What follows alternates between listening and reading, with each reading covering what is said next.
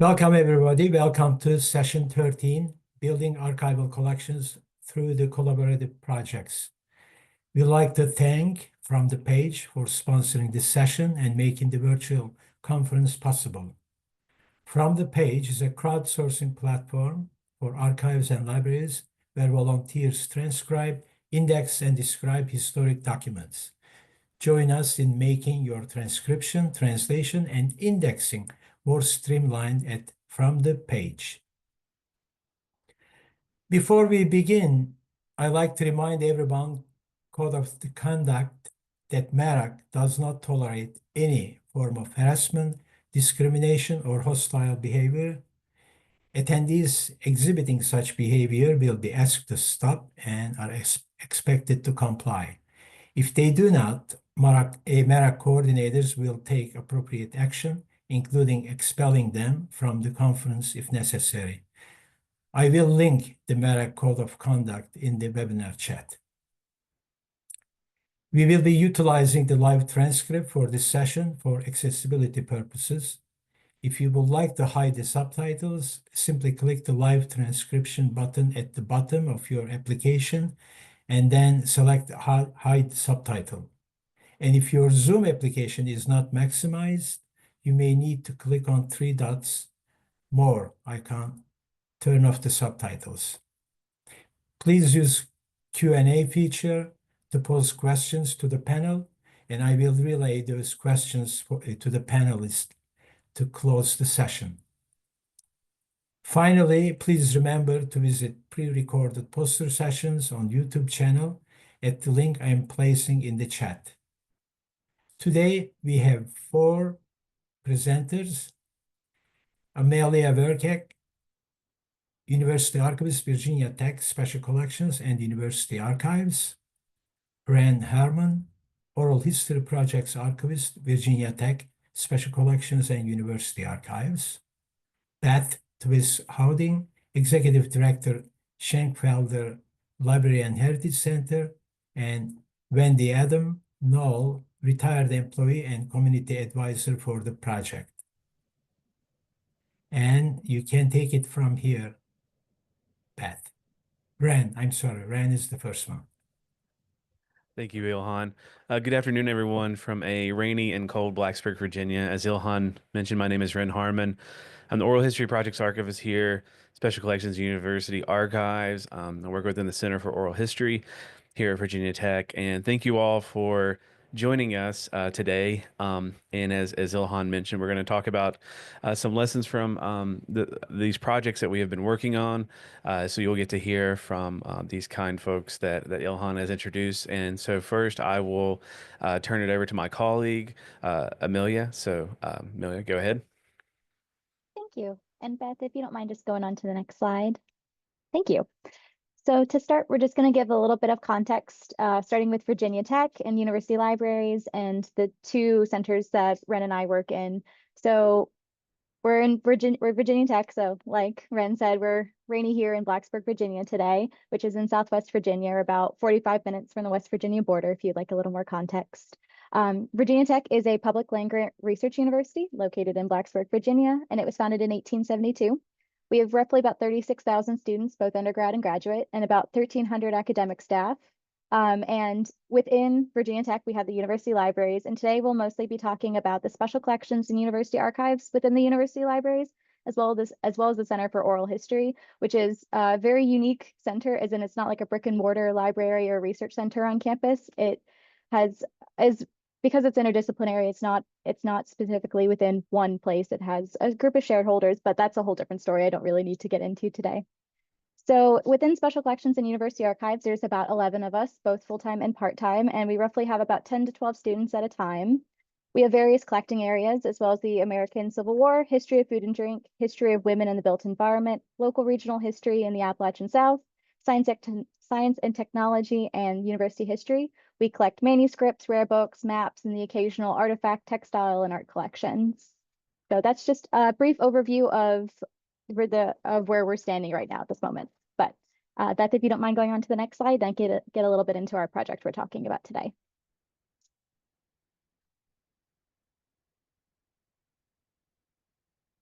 So the faculty staff papers is what we're going to be focusing on today, specifically a collaboration with the Center for Oral History within Virginia Tech. And the reason we're talking about this today is because for about 4 years, the collecting of faculty and staff papers was put on hold as my position was vacant.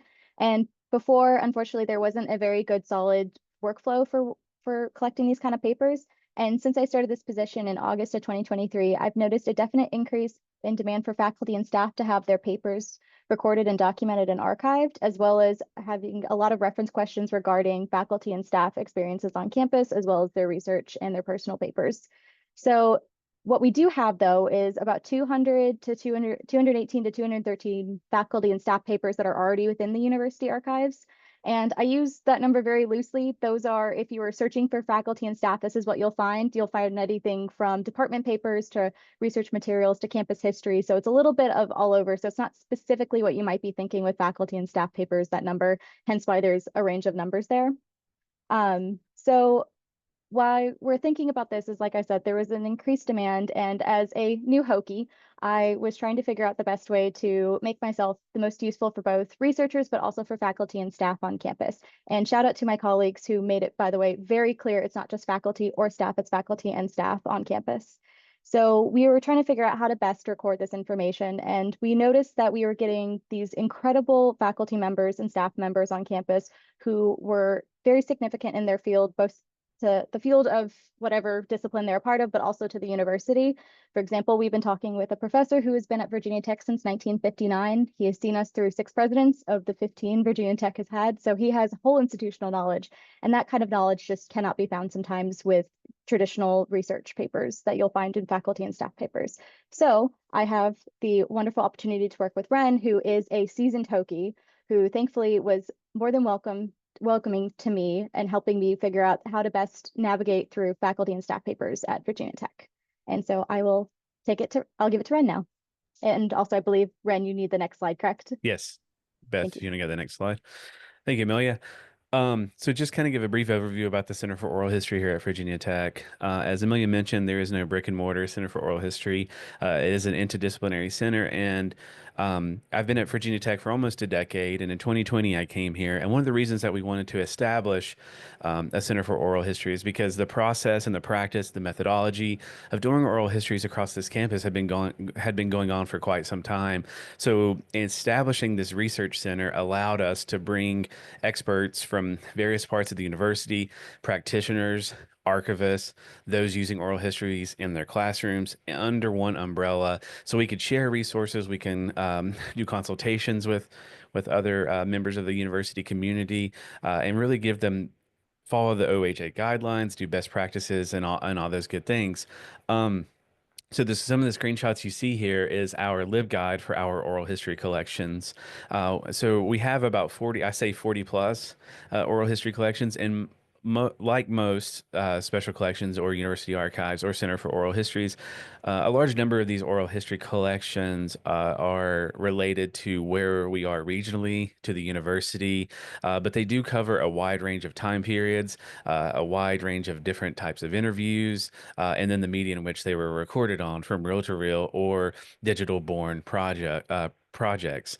And one of the powerful things about oral histories is allowing someone to speak or giving them an opportunity to speak really provides the space for marginalized communities and voices that are often left out of the written word to share their experiences and talk about the history of themselves, or the history of a time period or place or whatever it might be. So researchers, those that are interested in the history of whatever it might be, can listen to these oral history interviews. They can read the transcripts and really understand closely what they're researching, or what they're interested in. And as this bullet point says, these projects can be really rich and thick descriptions, but there's a lot of planning and execution which goes into these projects, which we're going to talk a little bit about here in just a second. Oftentimes people who are interested in using oral history as a methodology for a research project often forget how long it takes to schedule, to conduct the interview, to transcribe the interview, to process the interview. So by having the Center for Oral History and someone in like my position, we can consult faculty, staff, community members who are interested in doing oral history projects. So that's kind of just one of the many things we do here at the center, and why we're using oral histories a lot here at Virginia Tech, and why we've been using them for the past several years. So Beth, if you want to go to the next slide, please. So to the point of why we are presenting today, looking at faculty staff papers. So this is an example of a former congressman here in Virginia whose papers we have. His name is Rick Boucher. And so Rick donated his items, his papers. These have been processed and these have been put online. And with that, I've done two oral history interviews with former Congressman Boucher to talk about his life, his career in politics, and kind of talk about the papers and why he chose Virginia Tech and Special Collections University Archives to give these papers to. Again, this just provides and allows the researcher to get just a fuller picture, a more holistic picture of the person in which they're interested in researching for whatever it might be. If someone's interested in politics, if someone's interested in Virginia politics, of course, they can look at the physical materials or the materials that have been digitized or put online, but also they can listen to the person individually, like former Congressman Boucher, talk about his life and his story. With faculty papers and a lot of the work that Amelia and I have been doing over the past year or so, are with several retiring faculty. It seems to be after COVID in 2020 that a lot of professors have kind of seen their time and the work in which they're doing kind of come to an end.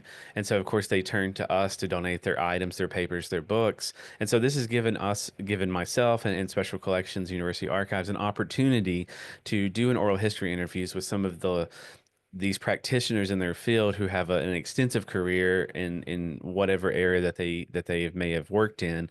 So just adding the oral history component to this, again, just gives a fuller, richer context of the person that someone might be interested in. So that's a little bit of what I do, what the Center for Oral History stands for, and then why some things that Amelia and I have been working on over the past years by collecting the oral histories in coordination with faculty and staff papers. All right, so I will turn it over to the next speaker here.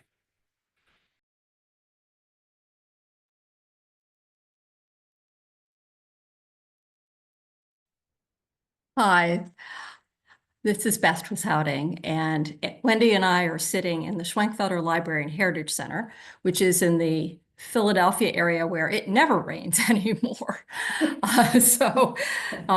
To give you a little background about the Schwenkfelder Library and Heritage Center, we're a regional history museum that has kind of a funny name.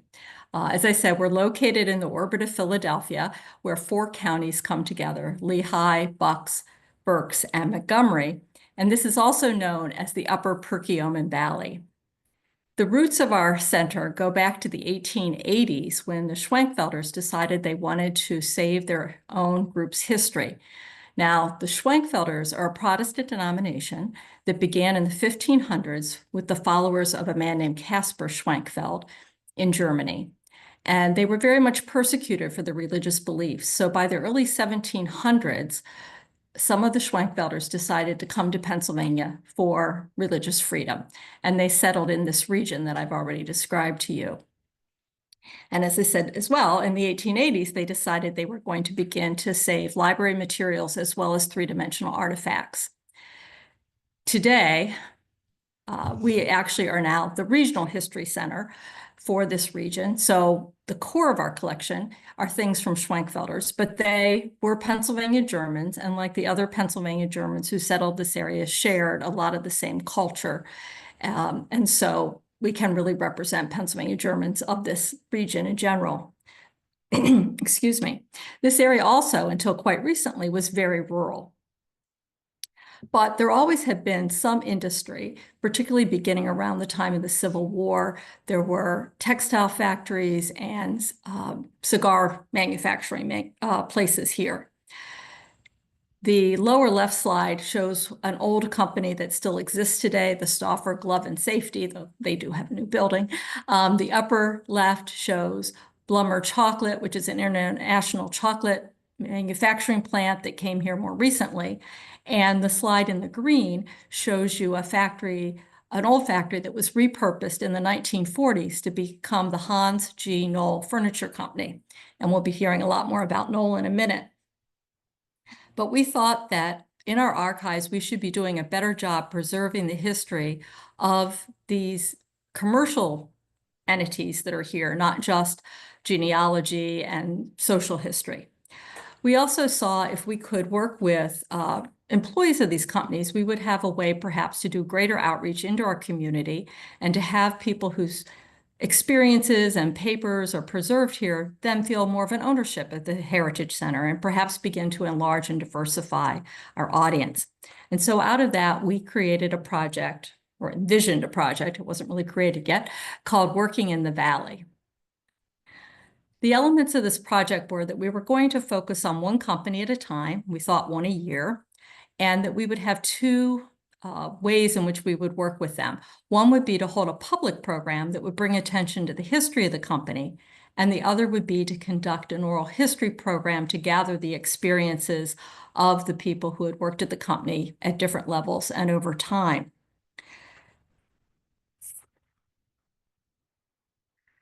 We chose our first company, Knoll, rather serendipitously. I had met two people who were about to retire from that company, Wendy Adam, who you'll hear from in a moment, and Carol Cannell. And they were very excited about this idea because Knoll had recently merged with Herman Miller, which was one of their large competitors based in Michigan. And there was a great worry that the local history and culture of this company was going to be lost. And so this project, Working in the Valley, seemed like a good fit at this time. And they became our first two community advisors. And then we added a third person, Kate Cassiano, who had worked for Knoll, but now works for an old dealership called Premier Environments. And we have already, in April, held that public program to talk about the history of the company. We hope next weekend, November 23rd and 24th, to launch, I should say, the oral history component by having people come in for scheduled interviews throughout the weekend. Before going on further about how the projects work, Wendy's going to give you a little background about the company itself.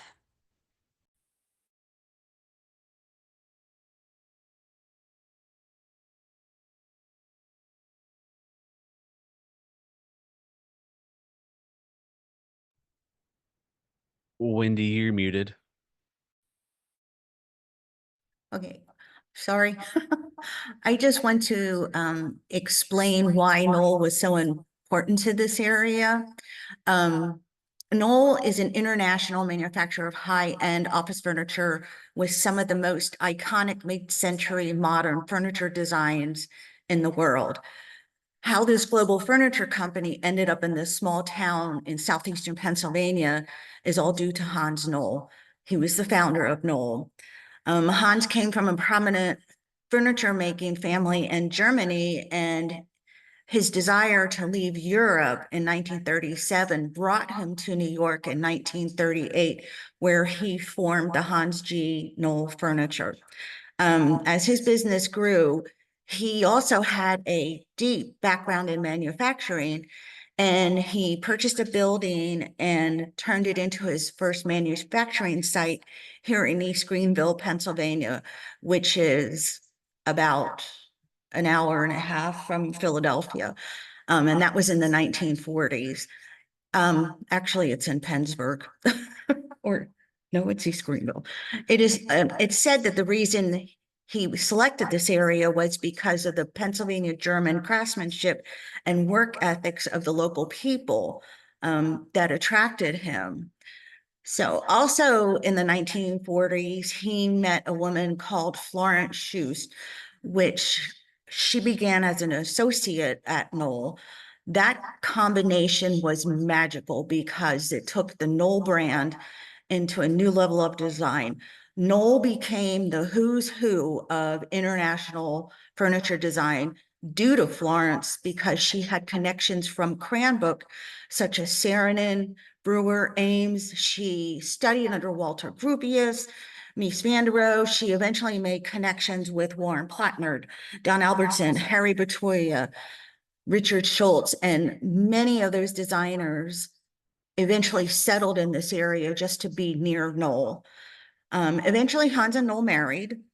until his untimely death in 1955, where Florence remained the driving force behind the name. She had an innovative planning division. She started a textile division. She actually designed the original Knoll building in 1961, and it's still occupied today. It's office space.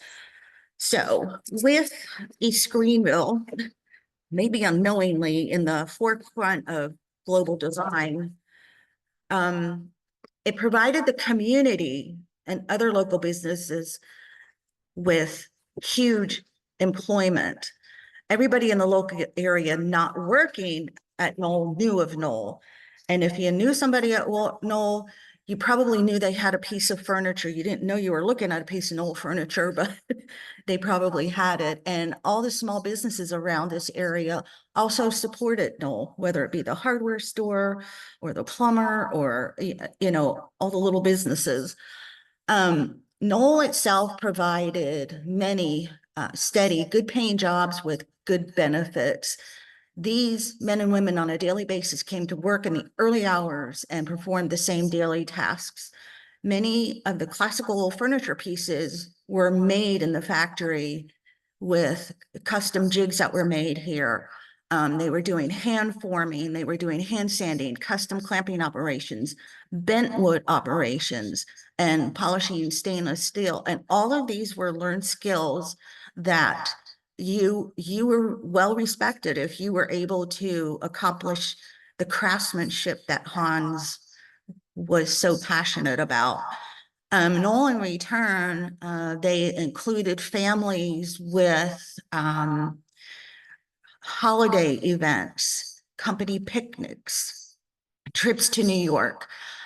So the employees, not only were they part of the craftsmanship, but they were also part of the success of Knoll, which then became a family. You know, your brothers worked here, your family members, your mother worked here, your cousins worked here. People found their spouses here. It was a family. Much is written of the design impact of the Knoll designers, but little is written about the stories of the employees. Moving into the 60s, 70s, many of the craftsmen that Hans was so fond of were beginning to retire, and along with their retirement went their stories of what it was like to work at Knoll. In the 80s, manufacturing was changing. With this shift and business models changing, Knoll began a more automated operation, and technology jobs were replacing the tedious handwork. So they needed, the need for like costly hand processes of furniture making was becoming less and less. Knoll expanded the manufacturing site, providing more textile warehouse space, more manufacturing space for expanded furniture lines, and more office space. And also during this time, there was a huge hiring spurt of new people from the surrounding area, because this area is very small, and they pretty well were one of the major employers. So they reached out to the Allentown area, the Philadelphia suburbs, some of the Harrisburg suburbs. And those people now from that 80s hiring are all of retirement age. So that's my push for why we need their stories. But today, Knoll has a state-of-the-art manufacturing floor with like millions of dollars of machinery. The dedicated employees, just like their predecessors, arrive early in the morning to do their job.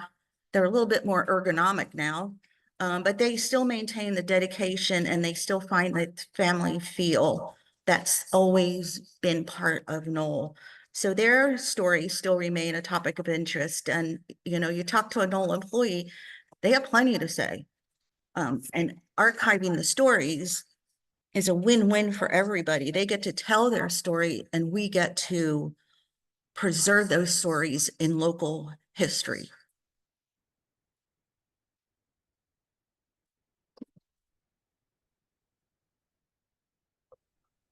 Okay. So Through our, our two institutions, they have similar oral history collaborative projects. We have faced kind of different specific challenges. However, I think overall, we've noticed that we struggle with, some very similar overarching problems, both kind of on the front end and the back end of these projects. And I think that we're going to talk about some of those now. So, Beth, if you would go to the next slide, please.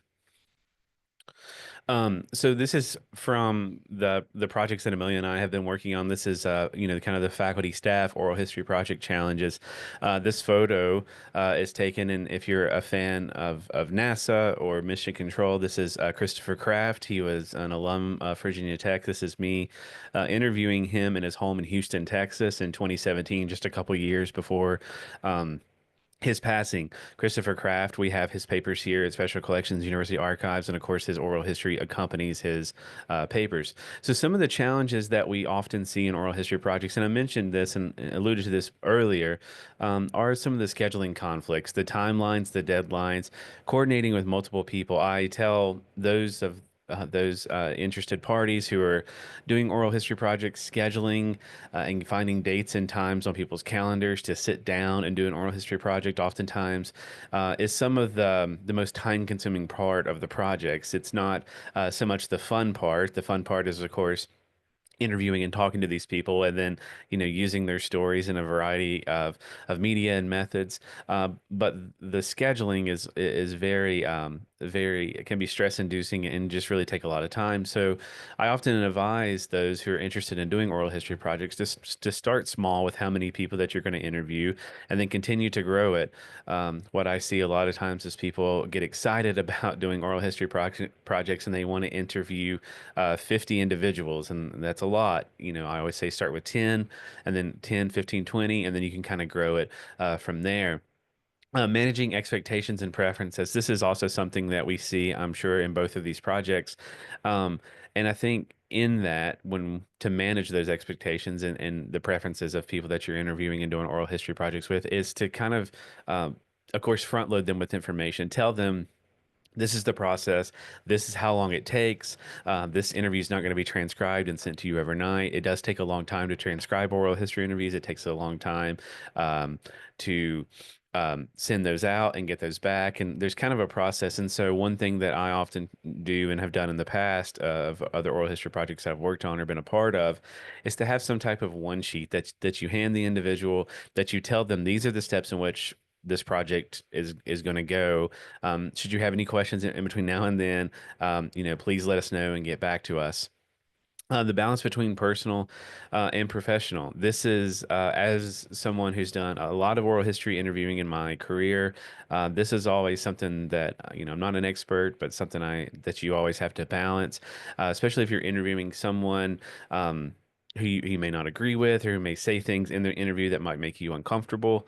No matter how big or small the issue might be. Of course, there's this balance of being a professional interviewing, of asking good questions, but also keeping your personal feelings not hidden, but understanding where they are in the place and the context, I think, of the interview.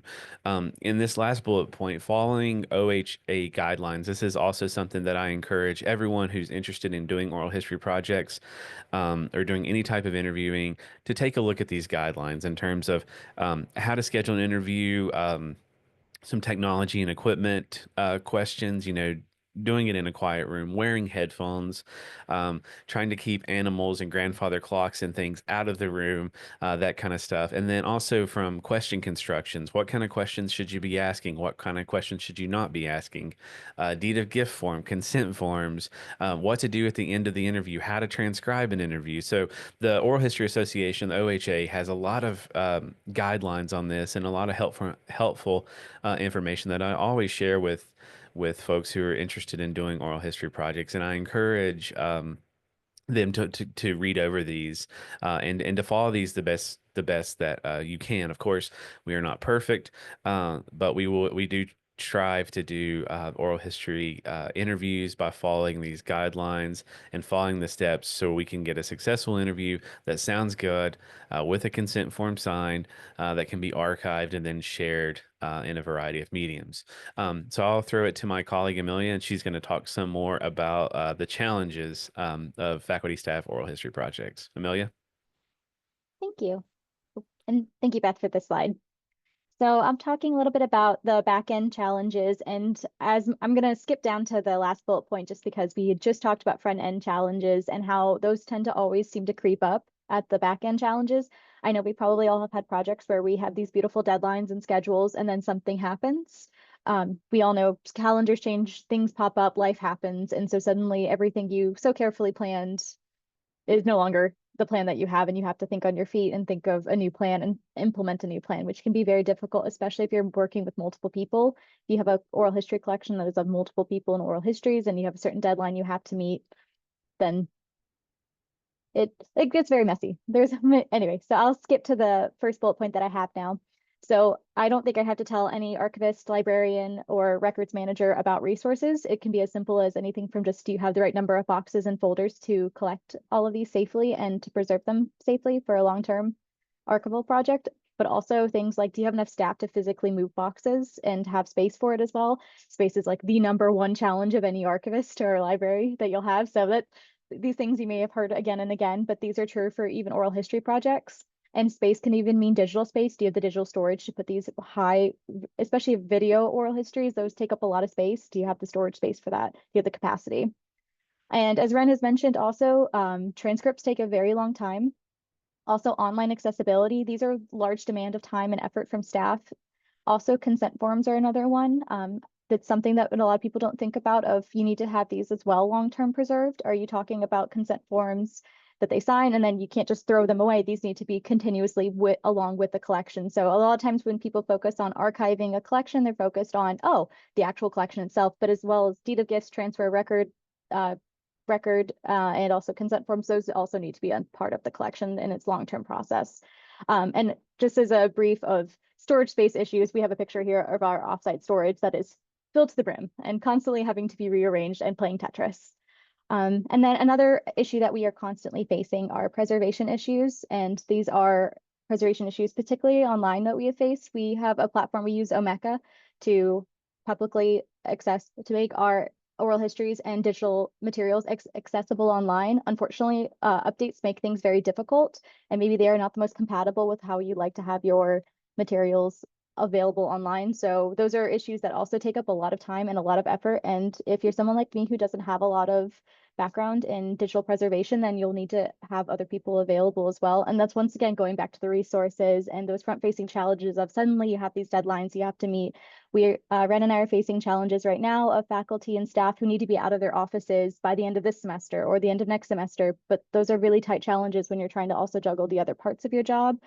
Faculty and staff papers are unfortunately not the only thing I get to do in my job, fortunately, unfortunately, depending on how you look at it. So trying to juggle that as well as all of this and think about these projects in long term. That's why we'll go to successes soon and talk about that, but that's why collaboration is really important for these. And these are just some of the challenges that we have faced and will probably continue to face. And like I said, these are challenges that when we've been discussing with Beth and Wendy, they are also facing, maybe to the scales or the sizes or the specifics are different, but overall these have been pretty similar challenges. And I will now let Beth and Wendy take it so they can discuss their challenges.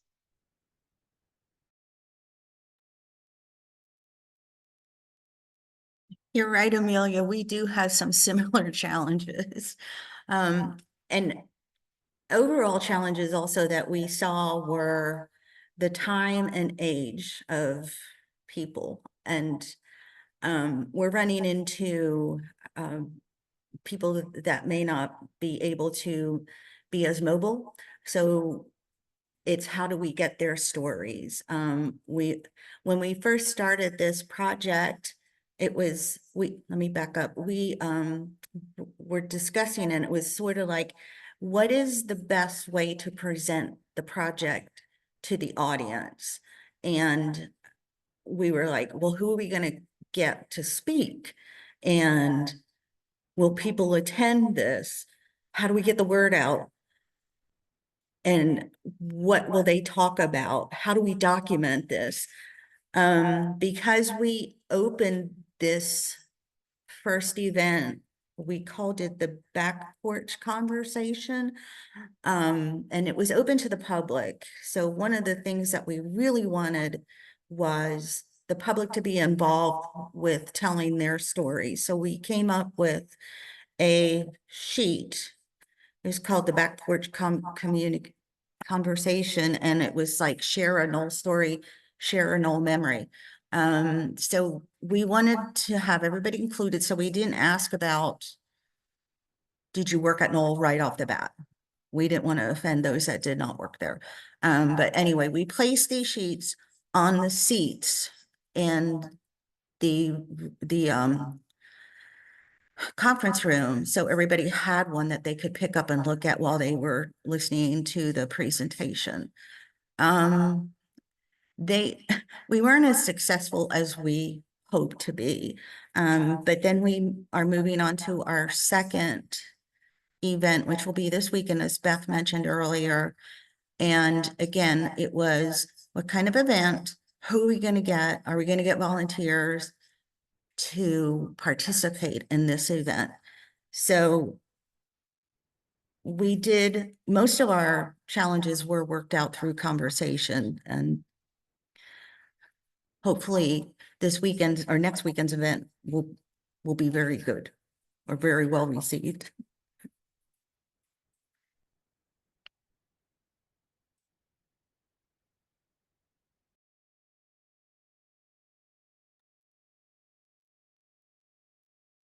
So on the sort of back end side of this, again, Ren and Millie are correct. Scale doesn't seem to matter. A lot of the same issues exist, but we also had an issue of lack of knowledge. This was a team that had never done oral history before, and even our archivist here at the Heritage Center had not done it before. And so we needed to educate ourselves. We listened to a couple of the webinars put on by the Texas Historical Commission, where they had people from the Oral History Association speaking, and they were incredibly helpful in letting us know about legalities, equipment, procedures, processes. And I do have to say, if you don't know of that webinar series, they do a professional development webinars that are open, obviously, to anyone, and they're usually free. It's and high quality speakers, so it's a great resource. I also had a little bit of background that was applicable in that in a former life, I was a focus group leader for museum research. I had used rev.com for recording audio and getting transcripts. I had some experience with consent forms, writing questions that would open people up to talk. So that had a little bit of help. We also worked with our archivist and IT consultant to think about what were the possibilities for long-term preservation, because that's an area where I had no background at all. And as a team, we worked together to figure out what was the process we could use that would be easy enough for us, but get us the results we wanted, that would be cost effective and yet provide the kind of audio that we would want to preserve long-term. So what we're going to be doing, we'll see how it works next week, but we've been doing a lot of testing along the way, is kind of a coupled together system that's using different technologies that we're comfortable with. So for instance, when I do the interviews, they'll be on rev.com, which will be able to provide me with a transcript, and I will be recording via my cell phone and an external mic.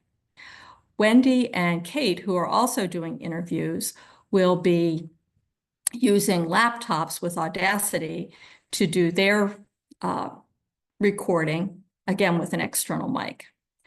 And it will also provide the transcripts that we need. The process that we've set up is we have scheduled people to come in over 2 days on the weekend.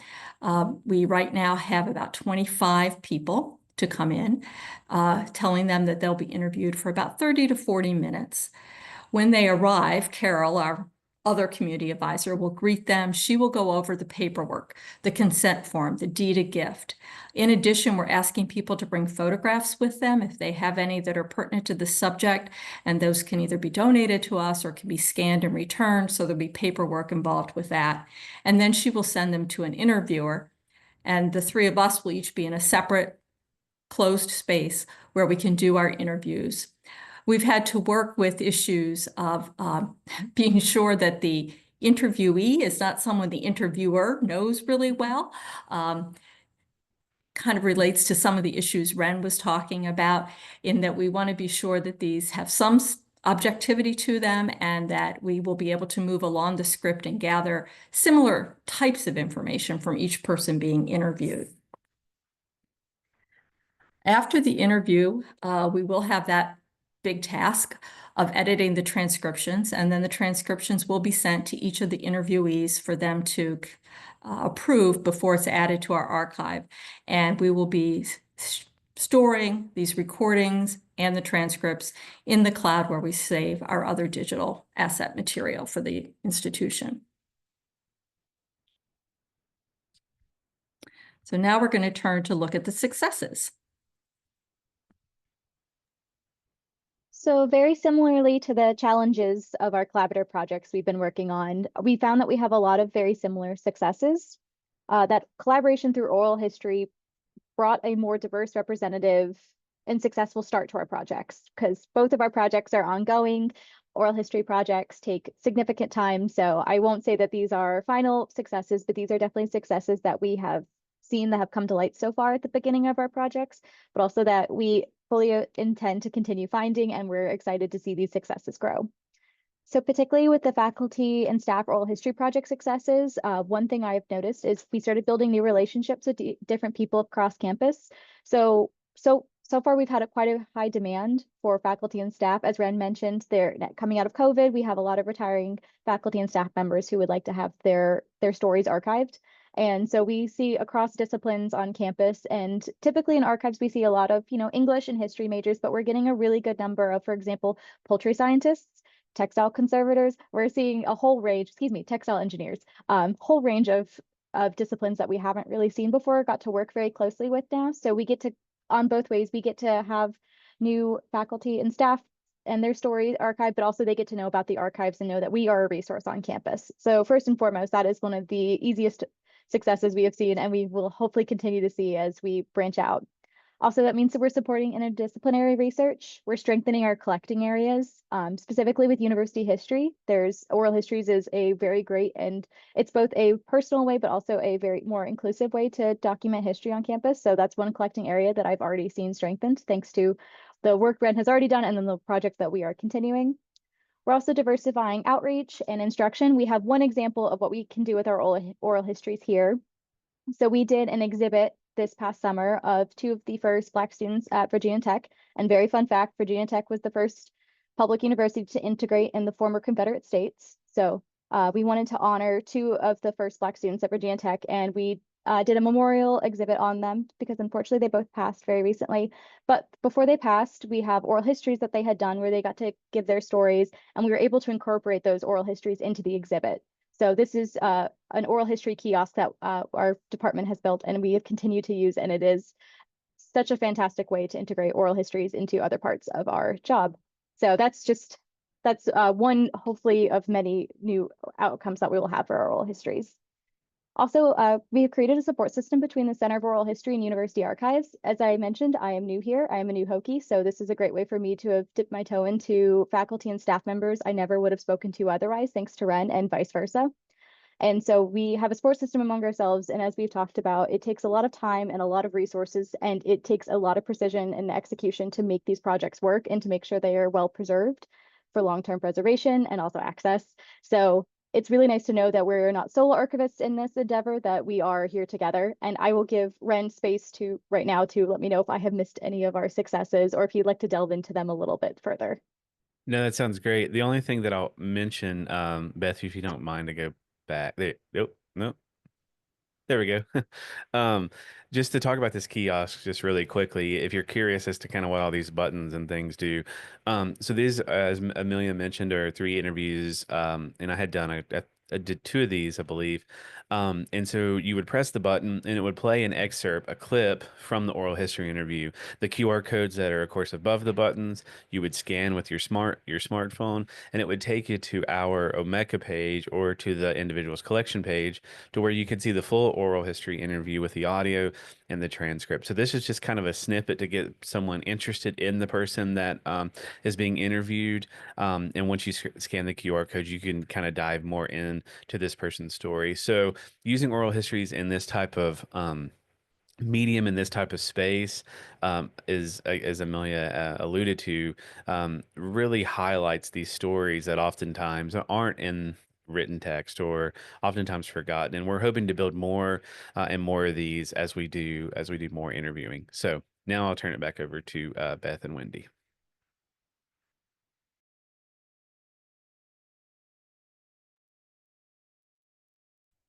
Okay, our successes with our back porch conversation.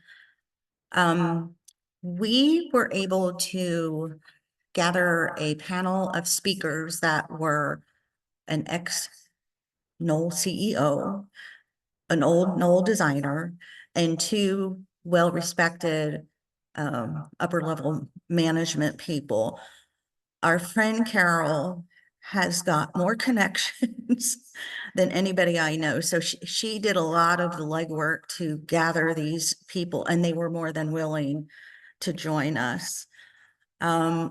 The event was attended by about 95 people, including showroom representatives from New York City.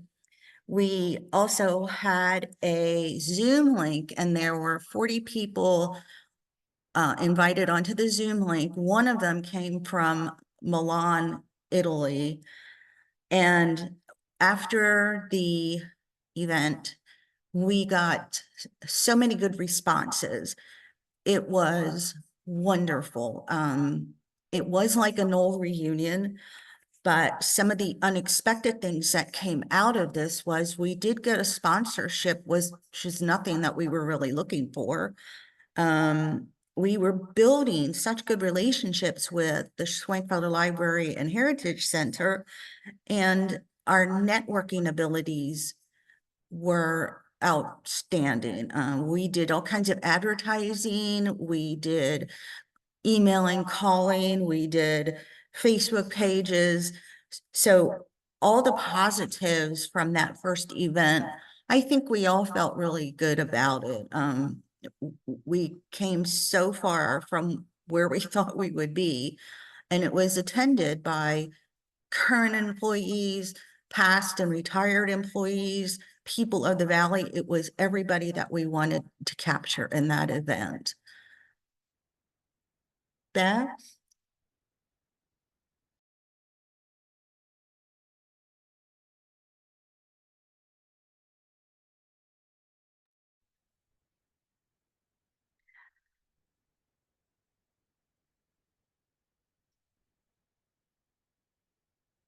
While the program, excuse me, while the project's not complete, we already are meeting many of the goals that we set out in the beginning. We have added material to our archives. For instance, that first program was recorded and transcribed to go into the archives. We have enhanced a recognition with the community, as Wendy was indicating in her part. And we've also forged a bond with the Knoll company that we hadn't necessarily anticipated. For example, Miller Knoll, which is the current name for that merged company, donated a Syrian table to the first event in April that we could raffle off and then keep the donation. So we actually were a way to turn it into a fundraiser, which was unexpected. Recently, they've also reached out for Miller Knoll to offer us some exhibit cases they don't use anymore for our exhibits here. So great ways of getting donations we hadn't anticipated. On kind of the flip side of that, that disposal is part of the hard reality of a corporate merger. Miller itself, but Herman Miller, Miller Knoll, get the right name out, is now headquartered in Michigan, where Herman Miller had its headquarters. And they are in the process of moving the corporate archives that were here to there and taking with them different historic items that in a sense is robbing this community of its history. And so this project has come at a really important time where the Heritage Center could reach out and help the local Knoll people preserve their part in this international company and in the community at the same time. One of the things that may come about because of this, in fact, is Knoll had had a small museum about the furniture history in their complex here.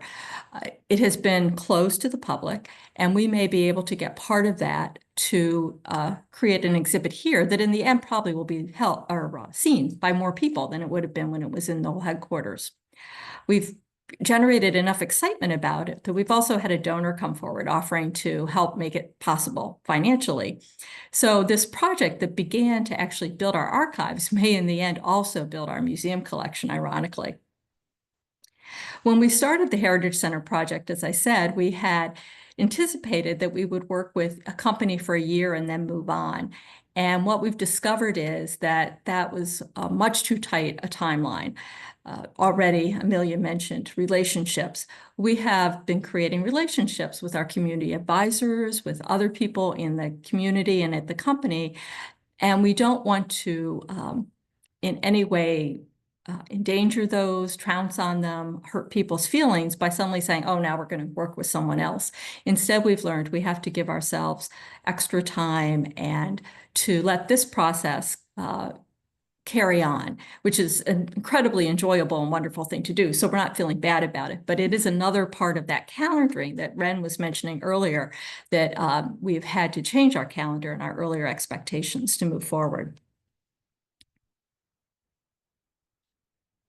Partnerships, whether they're internal or external, provide unique opportunities and innovative solutions to problems that archives and special collections may have. And in this session, we have discussed two very different projects. One was internal to a university, one was an archive working with an outside community. One was much more sophisticated than the other. Obviously, Ren and Amelia have professional training in the kinds of work that they've been sharing with you, where we're an upstart here at the Schwenkfelder Library and Heritage Center. But as you've already heard, one of the commonalities is relationships. In both of our projects, we discovered, not surprisingly, that it's the relationships that are key when you work to build new or to renew your archives. And with that, we thank you for joining us on this session, and we'll entertain questions and answers. Questions and comments. Thank you all. It was very informative, and especially for me. I was going to ask a question, but there's a question appeared there. I was very ignorant about the Schwenkfelder, Knoll, and even Lehigh Valley connection, because I believe there are some related collections around here, but we can talk later on. Let me look at this question. It is from Hillary Kativa, one of our program chairs. Thank you for everyone sharing these inspiring projects. For Amelia, this question: have you gotten any feedback from researchers about the use of oral histories and how they complement or expand upon the archival materials? Definitely. The reference questions I usually get pulled into with researchers are university history related, and particularly we've had a lot of big anniversaries with integration on campus. And so we have a lot of students who are doing about international students on campus as well as about Black women and men on campus. And so oral histories have been really helpful because unfortunately they are both international students and Black and African American students on campus are vastly underrepresented, and oral histories have really helped to fill in some of the gaps that we've been hoping that will continue to fill in, but unfortunately sometimes it's not there. So oral histories have been so imperative to, especially students who it's the first time using archives. Oral histories I find to be really palpable for students to use, really accessible, and also students find that, and sorry, I say students, I mostly work with undergraduate students with reference, and I hear a lot about how they find oral histories to be really authentic. They're coming from the direct voices of the people they want to hear from. So I think that's the big thing about the oral histories, especially for students, and it's their first time in the archive. They really appreciate oral histories and also the transcripts along with oral histories, because we do have some students who are visual or audio impaired. So shout out to Ren for doing all of the work on both ends of that. I hope I answered your question, by the way, Hillary. That was very good. Well, I have a question.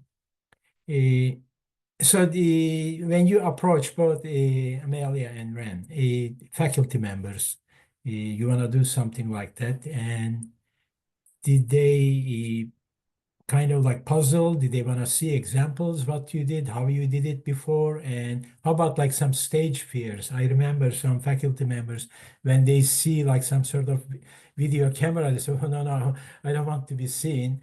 And another part of the question is, was there ever like a change of heart? Like the next day they are calling after signing the release forms and saying, well, you know what, I don't think I want that to be available to everybody.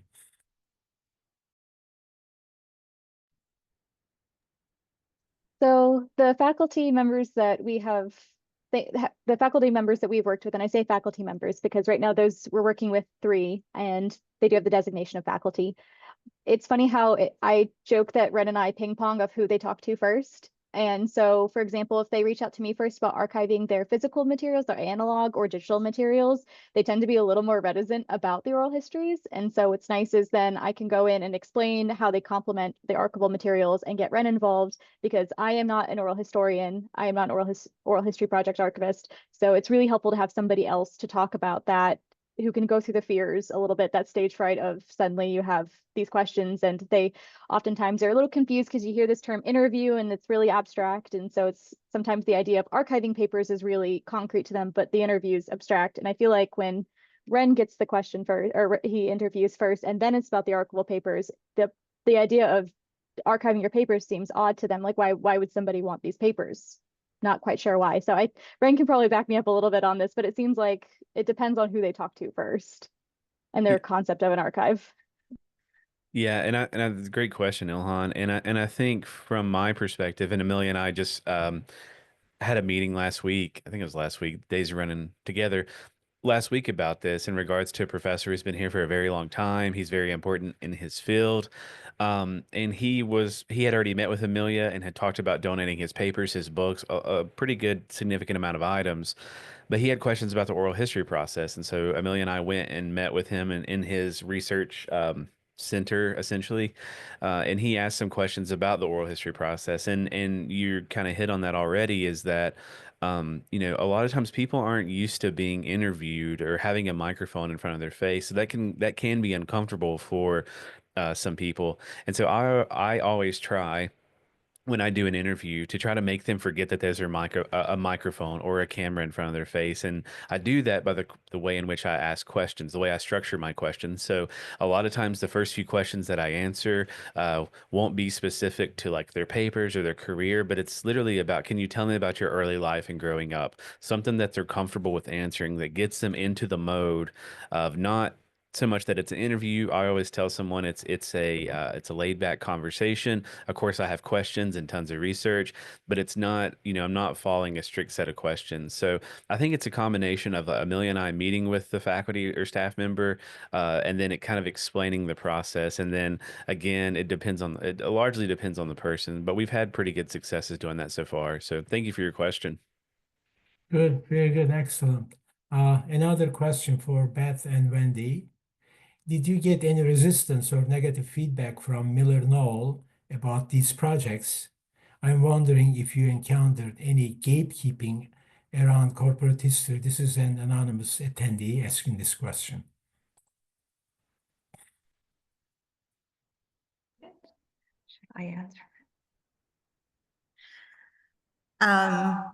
My personal experience, I just retired in January, and our senior vice president was in town in November. He asked me what I was doing. And I told him about the project with the Schwenkfelder and Knoll. And at that time, I was having difficulty reaching the person that I needed to talk to at Knoll. And everybody's so busy. and it's uncomfortable sometimes trying to reach out to somebody that you really don't know, but you're asking for help. But anyway, the senior vice president then said to me, anybody who's retiring from Knoll and still promoting, or Miller Knoll and promoting the Knoll brand, we need to help them. So he did get me in contact with the people that I needed to. And I will reach out to him again, because we go along and we do the best we can, and then we hit a point where we want to go further, but we don't know how to do it. And we do need some people from Miller Knoll to give their blessing. So that's my perspective. And I will add to that, that we are looking very much at preserving the relationship of Knoll to its community here in the Upper Perkiomen Valley. And we understand that the larger history of Knoll, the corporate history of Knoll, does belong with Miller Knoll. So we're trying to not compete, but provide this second, what we think is very important, more personal level of preservation here. Good, excellent. If there are no other questions, I think this was a great session, very informative, and I mean very intimate, giving these explanations to us and talking about how these collaborations bring out absolute wonderful results. And we learned a lot. And I may show up at the Schwenkfelder Center next weekend. Seriously. If I there's hope no- so. Yeah. So if there is nothing else, and we are going to thanks again all of you joining us, and it was really presenters also thanking you, and thanks to from the page for sponsoring this session.